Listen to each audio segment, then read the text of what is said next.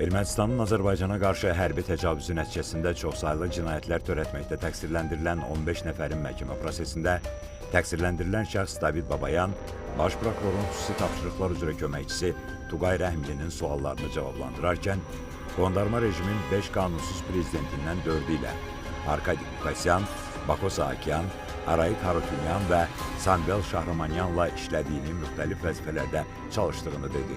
David Babayan bir müddət qondarma rejimin informasiya siyasətinə cavabdehlik daşıyanlardan olub. O, qondarma rejimin media qurumlarının əsasən Ermənistana aid olan AM domenindən istifadə etdiyini və bu portal altında fəaliyyət göstərdiyini dedi. Bildirdi ki, 2021-ci ildə Arayik Harutyunyan onu qondarma rejimin Xarici İşlər Naziri vəzifəsinə təyin edib. Bundan sonra qondarma rejimin Təhlükəsizlik Şurasının üzvü kimi Şuranın iclaslarında iştirak edib. 2021-2022-ci illərdə Təhlükəsizlik Şurasının katibi Vitali Balasanyan olub. David Babayan dedi ki, vaxtilə Ermənistanın işğal etdiyi Azərbaycan Respublikasının suveren ərazilərində yaşayan sakinlər istənilən xarici ölkəyə Ermənistan pasportları ilə gediblər. Qondarma rejimdə çalışanları da diplomatik pasportla Ermənistan təmin edib.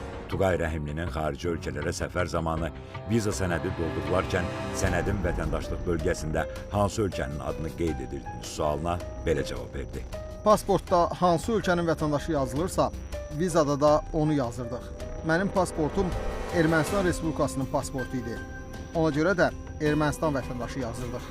David Babayan xarici ölkələrə səfər zamanı Ermənistanın verdiyi hər iki pasportdan istifadə etdiyini dedi. Baş prokurorun böyük köməkçisi Vüsal Əliyevin qondarma rejimin hansısa dövlətdə nümayəndəliyi olurmu sualını isə belə cavablandırdı. Bizim o ölkələrdə nümayəndəliklərimiz var idi ki, orada böyük erməni icmaları yaşayırdı.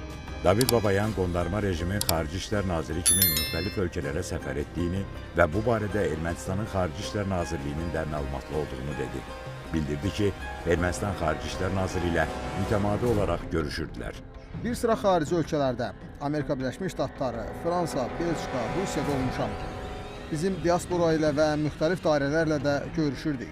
Dövlət ittihamçısı Təranə Məmmədovanın Ruben Vardanyanı tanıyırsınız sualına cavabında təqsirləndirilən dedi ki, adı çəkilən şəxsi 2007-2008-ci illərdən tanıyır.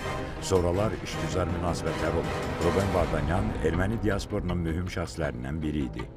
Baş prokurorluğun dövlət ittihamının müdafiəsi üzrə idarəsinin şöbə rəisi Nəsir Bayramov David Babayanın vaxtilə media müsahibəsini xatırlatdı. Müsahibədə təqsirləndirilən o zaman işğal altında olan ərazilərdə yaşayan erməni sakinlərin Azərbaycana inteqrasiyasına qarşı olduğunu, Azərbaycanlılarla ermənilərin birgə yaşayışının mümkünsüzlüyünü qeyd edib. Müsahibədəki fikirlərlə bağlı dövlət ittihamını müdafiə edən prokurorun suallarına cavabında David Babayan Azərbaycanlılarla ermənilərin birgə yaşayışın perspektivini görmədiyini, inteqrasiyasının mümkünsüz olduğunu dedi. Bildirdi ki, təqsirləndirilən digər şəxslər Arayik Harutyunyan, Ruben Vardanyan, habelə qondarma rejimin başqa vəzifəli şəxsləri də inteqrasiyanın əleyhinə olublar. Heç bir vəzifəli şəxs belə bir inteqrasiyanın perspektivini görmürdü. Təqsirləndirilən Arayik Harutyunyan da baş prokurorun böyük köməkçisi Vüsal Əliyevin suallarına cavab olaraq dedi ki, Ermənistan tərəfindən vaxtilə işğal edilmiş suveren ərazilərimizdə məskunlaşmış sakinlərin Azərbaycana inteqrasiyası ilə bağlı aydın planları olmayıb. Təqsirləndirilən David Babayan vaxtilə Ermənistanın işğal altında saxladığı Azərbaycanın suveren ərazilərinə müxtəlif ölkələrdən rəsmi nümayəndələrin gəldiyini, xüsusilə də qondarma rejimə seçkilər keçiriləndə onların sayının çox olduğunu dedi. Bildirdi ki, bunlar müxtəlif ölkələrin deputatları, ictimai-siyasi xadimləridir.